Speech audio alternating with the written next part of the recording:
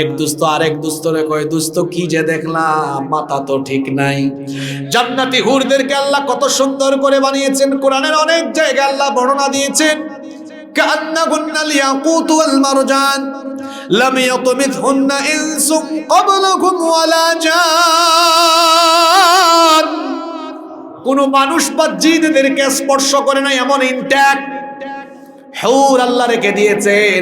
আর এদের সৌন্দর্যের ব্যাপারে নবীজি বলেছেন, দুনিয়াতে যদি কোনো একজন হুর এসে, জান্নাতি কোনো হুর যদি দুনিয়ার আসমানে এসে মাত্র একবার উকি দিত, তাহলে তার সৌন্দর্যে দুনিয়ার পূর্ব দিগন্ত থেকে পশ্চিম দিগন্ত আলোকিত হয়ে যেত। যারা আল্লাহর ভয়ে চক্ষুকে হেফাজত করবে, আল্লাহ ওই ব্যক্তিকে বলবেন, আমার জান্নাতে এত সুন্দর সুন্দর হুর আছে, যারে ভালো লাগে তারে নিয়ে তুমি জান্নাতে আনন্দ করো। সুবহানাল্লাহ। কয়টা বলেছি?